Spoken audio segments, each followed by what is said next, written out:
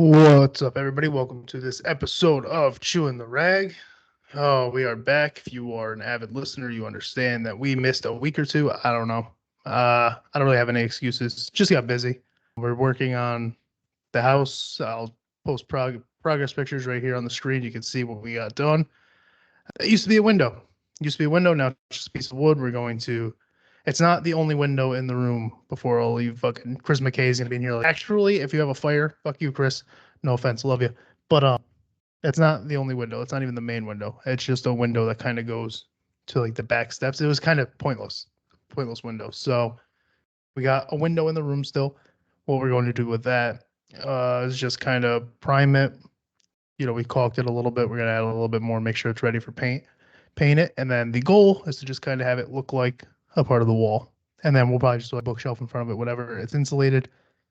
I'm not a handyman. I'm not gonna sit here and pretend I am, but overall, did pretty good. Measured the plywood, couldn't cut it because this finger here, but wife cut it. I hung it up with her, and we got it figured out. So next up is just ripping up some staples and doing the floors and all this other nonsense. It's all coming together though.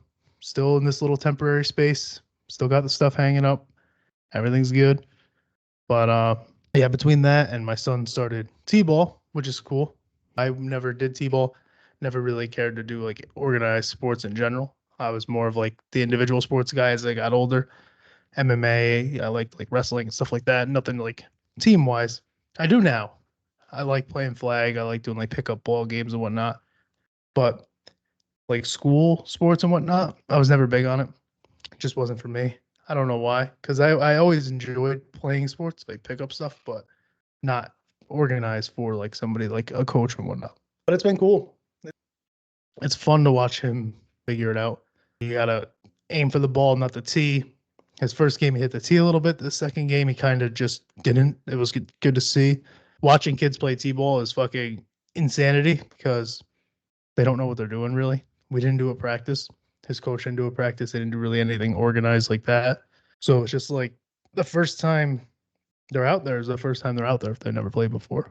And my son will be like, outfield, shortstop, whatever the hell it is. It's a small field, so it's kind of just outfield. And these kids are playing t-ball. They're out smacking the ball hard, and it rolls 5 feet in front of them. And you see my son from like outfield just sprint at this ball, and he's not even trying to get the ball. He just like, rolls adjacent to it. All the kids are like trampling each other for it. It's insane to see. Um, Obviously, if you're not like a first year player, you might know a little bit, and you can kind of see those kids. They like hesitate to go, and then they go when they see everybody else doing it. Because realistically, you're taught to like, it's almost like a zone. I didn't fucking play baseball, but I feel like there's zones to it. If that's not your zone, you don't go for the ball. Kids don't understand that. They just see a fucking ball and they're just gone. My son, like, I swear, like game one, I didn't really see anybody doing it, and then he started doing it, and then everybody did it. And I was like, I guess lead the charge. I don't know, whatever. If you're gonna do it, he's fucking like dancing in the outfield and shit. Another kid was just making like snow angels with no snow on the ground, but it's wild to see. My son's fast. I saw him the first time he hit the ball. His head's up. He's got his fucking helmet on. And he's just sprinting to first. And he does this thing where he'll run to first, run to second, and run to third. Doesn't go home. So third was where his dugout. Was that what the fuck? What the fuck is it? Dugout? I don't watch baseball, but that's where his team was lined up. They didn't really have a dugout. It was just a fence. So he could go to third and then just walk to his team, take his helmet off. He's done. Like, dude, just go home. He didn't understand that you don't start at home first, second, third, and then you're done. You got to end up back at home. So I kind of talked to him about that. I'm trying to get him to understand the zone thing that I was talking about, where it's like, buddy, just let the ball come to you. But that's fucking in one ear and out the other right now.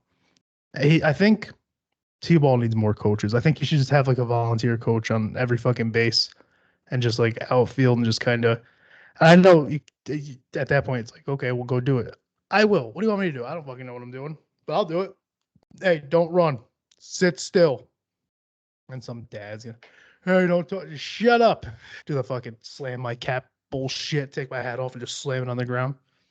I'm kidding. His coach is actually super nice. He's a nice guy. You can tell he's like trying. It's just they're kids. They're not really there to. They're not going to be fucking professional athletes. But it is fun to watch, and they're all doing pretty good. Again, I think I talked about this though. I'm just hoping, he really likes it, and so far he does. But like, just likes the idea of sports because the more like I can get him going and get him into them, and that's like the less he has to focus on fucking off and doing other bullshit. Now, obviously, kids are kids, and as they grow up, they will. But if I can have him not fuck off as much as possible, that'd be great because I fucked off. My wife, I don't think she really fucked off. I think she did softball from the moment she picked up a bat. It was just all about softball until who the hell knows when. For me, it was not that. We'll leave it at that. It was not that though. And then I'm hoping this is the part that I talked about before. I'm hoping he likes t-ball and the idea of organized sports because then I can get him into like year-round stuff. Like jujitsu. It's not seasonal stuff like that. Obviously not like mixed martial arts. I don't need him out there fighting right now, but just introduce him to. He's going to the gym. He likes it. Get him like into gi. Get him into jujitsu. Have him be organized, and then that's an all year round thing. So while he's doing t-ball, while he's doing soccer, while he's doing flag, whatever the hell he ends up wanting to do, he still always will have jujitsu too, and that'll if he likes it. I'm not going to like force him into it, but if he's enjoying the idea of organized sports, constantly being active, constantly moving. I always enjoyed it. I know it sounds hypocritical when I just said I don't, but like I always enjoyed. I was never in the house from like middle school on, never home. I was always on a bike. I was always out. I was always playing sports, doing something. I just, for some reason, I tried football, and it just wasn't for me. I didn't really enjoy it. They had me at like tackle. I was a smaller kid, and this is all stuff I've talked about before. So if you're not new here, I apologize. But like the idea of they'll bounce you around to different positions as a kid. You're obviously not just gonna play fucking tackle. Didn't really register with me. So that's what that was. And also my grades sucked, especially math. My mom always she would be like, "Oh, he would to skip football practice. He would go say, "Oh, well, I have my math tutor." No, the school forces if you were failing a class, you couldn't play sports. So like instead of going to football practice, I would be inside with some fucking math person teaching me a squared plus fucking b squared equals fuck off squared, and all my friends and my teammates are running laps and doing cool fucking football bullshit. So like I was always like, oh, I didn't want to be in there. So you didn't even like math. I know, that's why I was there. Like I wasn't there to skip football practice. They put me in there to miss football practice as like hey, your grades aren't shit. What are you doing? And then I remember I didn't even get to play like I finally was eligible to play a game, whatever. And as we were in the locker room suiting up and everything, I couldn't find my there was like one pad for my pants. And they were like, "Oh, well, we can't line you up then." I was like, "Are you fucking kidding me?" And I couldn't even play in that game. And I was like, "I don't." Well, I was like, "Oh, you forgot it on purpose." I'm just a dipshit. All right, I don't know what to tell you. I don't like. You gotta check my bag fucking 15 times if it's something like that because I will forget it. It's just how I always was. Still to this day, if I set something down, I can't find it, which sucks because I don't like pockets. At work, dude, first thing I do is I take my keys, my wallet, my phone, everything, just put them down. I don't like having things in my pockets. I really don't. I always have my phone in my hand, wallet in my hand, shit's in my hand. My keys, if I have to have them on me, sound like a fucking janitor because I just have like the fob in my pocket and then like house keys and all like just the loose gym keys and everything else. They're just clanking away. And I'm like, I just don't want them in my pocket. I don't like having things in my pocket. I'd prefer to just have like a fucking backpack everywhere, which when I'm out with my wife and son, that's what we have. It's mostly because his food allergies, EpiPens, safe snacks for him, shit like that. But it's so much more convenient to just put the wallets in there, just have everything in there. And then it's a pain when you go to like a store or an event and they're like, no book bags. It's like, well, I need it because you guys serve fucking shit that he's allergic to. And if I got to stab him with an Epi, I got to stab him with a fucking Epi. I'm keeping the backpack on me. Most places are pretty good about that once you explain food allergies, but you do run into the assholes who are like, well, you got to do something else because that bag's too big. It's not a clear backpack, blah, blah, fucking blah.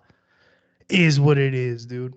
We, last episode talked about UFC 300 and somebody like tried to get me with a gotcha. Let me see this. I'll post this shit here too. I posted a clip of me talking about the UFC 300 BMF fight, right? And I'm sitting there and I'm like, it's just a gimmicky belt. I like the matchup. I like Max Holloway. I like Justin Gaethje. I think that no matter what, they were going to give you a banger fight. I just thought that I still, even with Max winning and everything, we'll get into that. I still think that belt is corny. I think it's not necessary. I know a lot of people change their mind when Max won because the way he won, he's up on the cards. He points to the mat. 10 seconds left. Him and Gaethje are fucking swinging. 1 second left on the clock. He clips him, knocks Gaethje out, and everybody says, fuck the belt. They're just celebrating that knockout. It's one of the best knockouts we'll see. And they're like, oh, that's what a BMF is. And I'm like, but that's who Max Holloway is. That's not the first time he's pointed at the fucking ground and said, let's do it right here. You don't need that belt to create that moment. You know what I mean? Was it a little bit more special because BMF was attached to it? To some people, but not to me. And so one of the comments on my video, it was somebody trying to have a gotcha thing on me. It was somebody I was going back and forth with a little bit. And he said, so 2 weeks before the fight, or 3 weeks before the fight, actually, no, it was a couple days before the fight, sorry. He said, I don't think the belt changes a thing. It happens with or without it. I don't see the problem here. And I said, I don't disagree. I don't have an issue with those that like the belt. I just think it's a good and interesting fight that doesn't need a gimmick attached to it. And then he said, I don't see how that takes away from it. I said, well, it doesn't ruin the fight. It just makes it cornier. And then after the fucking fight, it's like he had this bookmarked in his head. He just goes, do you still feel like this fight was ruined or tainted? You can scroll up and see the comments. Fucking, not going to call you out by name. I really don't. I feel like we were saying the same thing, but you were arguing. You literally said, I don't like the belt either, but I don't see the big deal. And I said, I don't care if you like the belt. I don't like it. Like, we're saying the same exact fucking thing. What are we doing here? And this dude's like, well, do you still feel like it was ruined or tainted? And I said, I feel exactly how I felt before the fight. I knew it'd be a banger. It delivered. It didn't need a gimmick. That's it. I feel like I've said that in everything that I just read. This is all word for word. Everything that I just said literally can be summarized by that last part. It's a great fight. I didn't pick either guy to win. I said Max Holloway is very tough. I said his boxing is very good.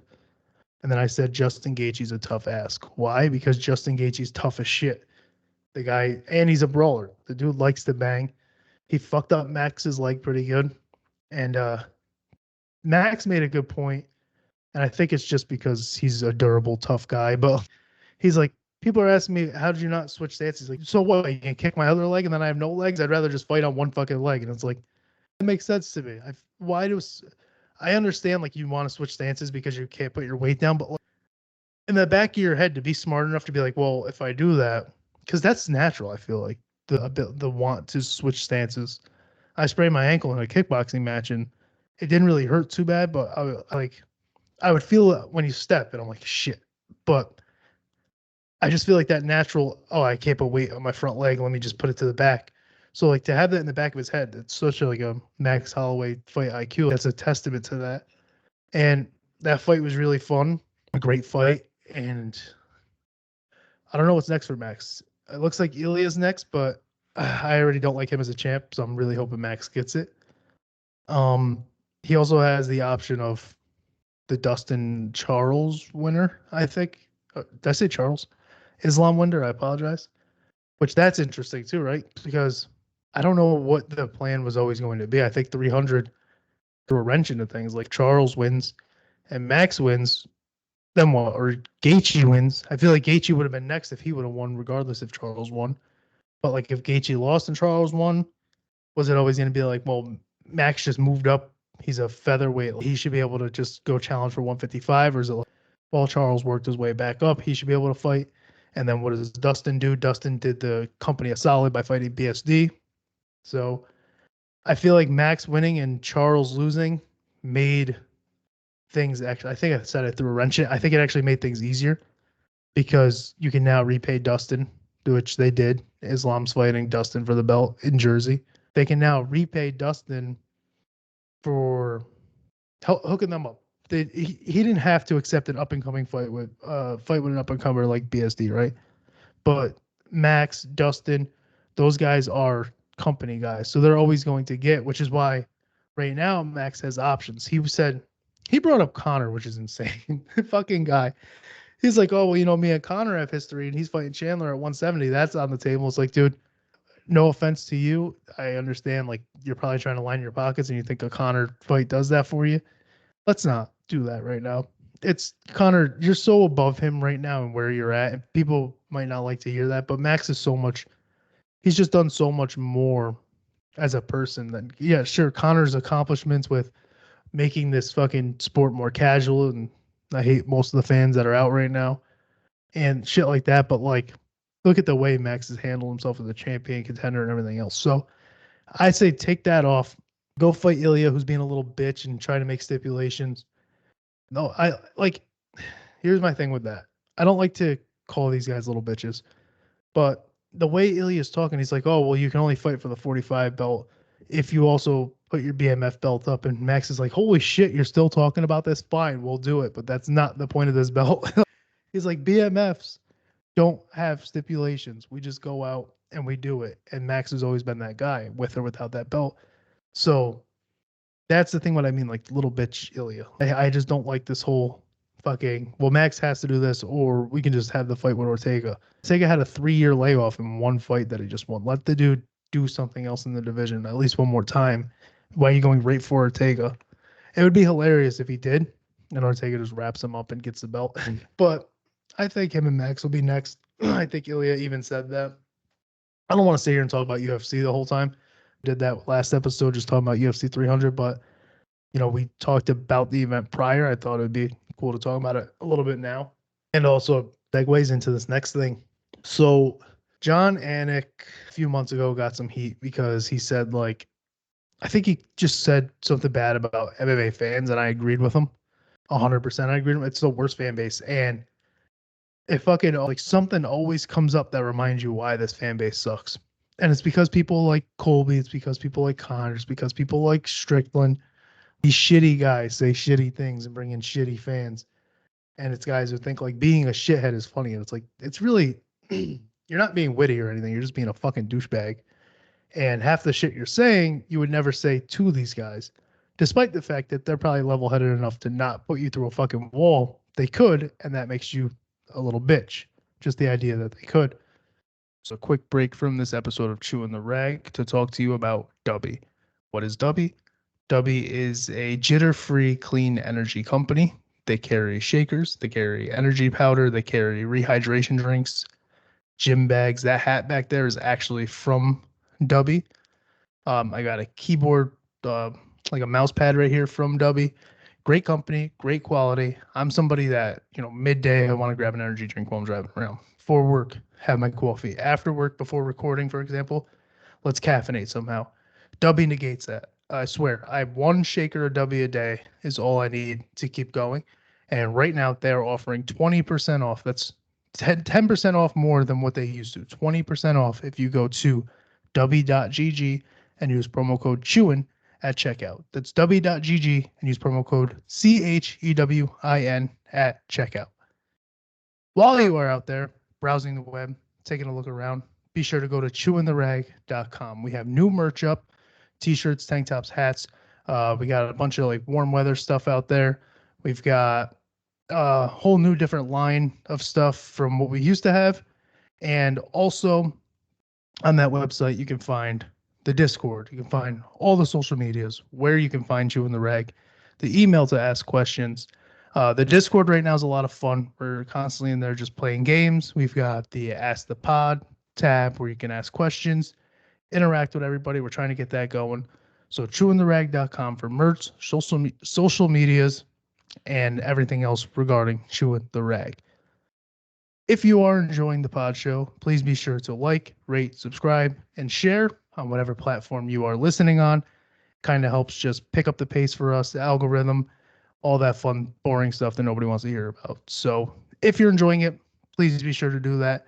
And thank you again for listening to Chewin' the Rag. So Francis Ngannou, his 18-month-old son, just passed away. I don't know what happened.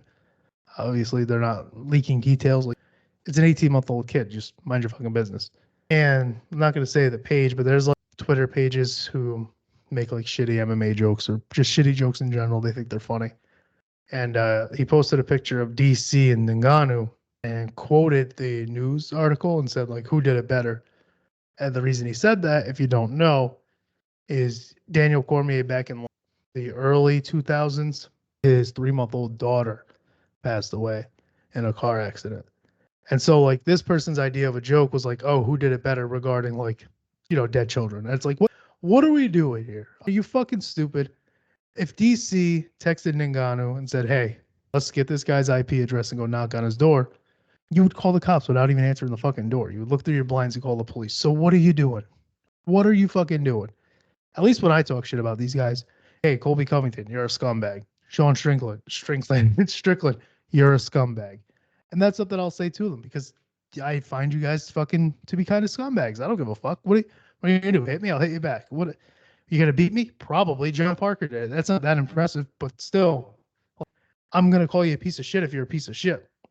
To like, equate that type of fan who's just like, hey, I think you guys say stupid shit, kind of think you're scumbags. I think the fan like me got offended by John Anik, even though I didn't, because they were like, we're not all like that. It's like, well, if you're not, then shut the fuck up. You know who he's talking about. He's talking about these people who talk about like DC and Ngannou in this way. Or Cheeto Vera, I believe it's Cheeto. He has a daughter with like a disability, and they were like, oh, his daughter outlasted your son. How is that the joke you make here? It doesn't make any sense. You can make dark jokes, but like these aren't even, it's not funny. You have to be funny when you do that shit. And that it's just not. And I'm glad, not glad that these people exist, but I'm glad this happened. Not this. I'm glad these accounts popped their head up because it just makes what John Anik said make sense. Like these are obviously the fucking people he's talking about. I had to word that properly. Jesus Christ, almost backed myself into a fucking corner. After like, shitting on these people, I almost said that in a way that sounded like I was one of them. I'm not glad any of that fucking shit happened. I'm just, you guys got to see what the fuck John Anik's talking about. He's probably like the best commentator of all time. He's so fucking good at his job as far as like, UFC goes, right? He's better than Goldie, better than fucking Rogan. He's better than DC. He's better than Bisping. All those guys. Like John Anik's just so fucking smart. And even he has like slip ups where you're like, Anik, what the fuck is that? There's two guys fighting. Like, both of these guys are going through a custody battle with their wives, and we're on. Why the fuck did you bring that up, Anik? But like he's just giving you facts about the guys and whatnot, and it is what it is. Sometimes you just go a little too far with your facts, but he's so fucking good at calling a fight. He has the best call of all time with the Leon Edwards head kick. Like the dude's great, and for him to come out and call you a shitty person, you're probably a shitty person, and MMA fans are shitty people. We got some questions. We got a question. Looking forward to that. Absoki put up a video on his YouTube. If you go to YouTube, he's streaming there now. Just shouting him out. He's super like, supportive of the pod. Every time he's on a stream, I'll pop in. He promotes the pod. He was on the pod. Listen to his episode. It's really good. Just a nice, sweet Kentucky boy.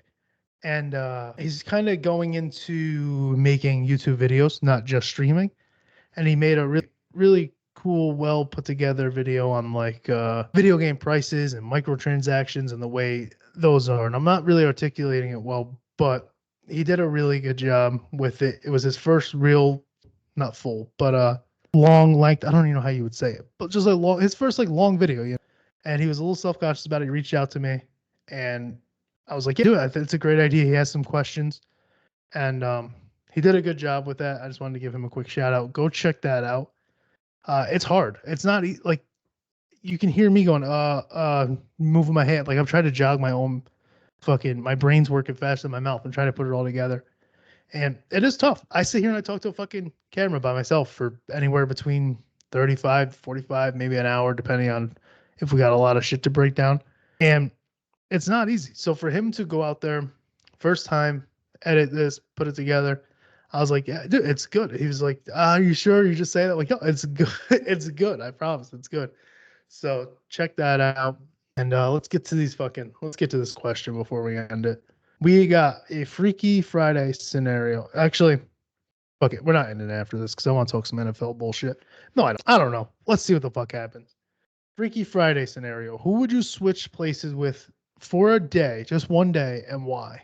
So here's where it's tough, right? Because what's the legality of what I could do in this person's body? Now, I don't want to go like kill somebody. I don't want to do any like hard crime to another individual. A couple guys I have in mind, but just one guy. One guy I have in mind, but I wouldn't do it. But if I'm in this person's body and they're in my body, could I potentially take some money from their account? We'll say Bezos. We'll say a little heifer Bezos. We'll say fucking Bezos is Pesos. Maybe I take a cool, I don't know, what's $100 to him? 500,000. Maybe take a 500,000 from. Here's what I'd do if I could switch bodies with one person for one day. Take Jeff Bezos. I think I'd take 500,000 cash from the bank.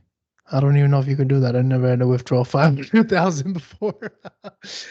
500,000, and I would direct deposit it into my account, Christopher, and that way, 24 hours from now, I go to my account. I got a cool 500K. 500K for him ain't shit. 500K for me, I can get a lot of shit done with that. So, depending on legality, I do that. Otherwise, I'm going to save my Freaky Friday and I'm going to save it for the NFL season and I'm going to use it Sunday night game, CeeDee Lamb. And I'm going to be CeeDee Lamb for a day because I'll have CeeDee Lamb body, my brain. And that motherfucker can sit on the couch and watch me drop a motherfucking pass. CD, you're pissing me off. All right, you could watch an easy ball from Dak hit you in the numbers. It may be a playoff game, perhaps. Maybe it's the Green Bay game, and you just drop it. You know, maybe you could watch that and you can go, "How the fuck does he drop that?" Because I wonder the same shit about you sometimes. But no, I don't know. Just like an Aaron Jones, just a running back. I want get like that feel for in game. Anthony Edwards, I want his abilities just for once, you know? That dude's a fucking freak. That might be my answer right there, Anthony Edwards. Because, I don't need I just want to feel what it's like to get up there and fucking dunk a ball or something. I don't know. I'm never going to be able to do that. Depending on legality, Jeff Bezos, 500K, my pocket. If that's not allowed, a professional athlete or maybe even like a UFC guy. Because I have like the brain to know how to throw a punch and whatnot, but like I want to do it in somebody else's body. I want to do it in like a Dustin Poirier or whatever. Now, obviously, my IQ is not Dustin Poirier's IQ. He's not going to look as good, but it'd be fun to like just hear because I've heard it at a very low level. The crowd when a big slam happens, a trip happens, a shot lands, you're getting ground and pounded. I've heard that at a low level. But win or lose, to hear like an MSG or the fucking Las Vegas shit, to hear that, that's probably insane. So legality, Jeff Bezos and his money. Not legal, just any athlete that I don't like, but they're in a sport that I like. That way they don't get a loss on their record or their stats don't get altered. Then I would do that. But yeah, I think that's a move. I'm not gonna get in the draft talk. The draft, all I'm going to say about the draft is there's one guy specifically that I've talked to. I'm not going to say who. I'm trying to reach out to him and his agent, and he told me where I need to go to get in contact with him to try to get him on here. That's all I'm going to say about that. Every time I tease somebody, it falls through, so I ain't teasing no more. I'm just saying there's a certain person that I'm trying to get on here, and that's final. This was fun. It was fun to get back into it. It's always tough, It's always tough the first time I sit down. Takes me a few minutes to get going, but it was fun. I enjoyed it. I feel like there was something else, and I know I'm gonna be like son of a bitch once I get done because I don't remember what it was. But I don't know. That's all I got. Thank you guys for listening to this episode, and I will see you hopefully next week.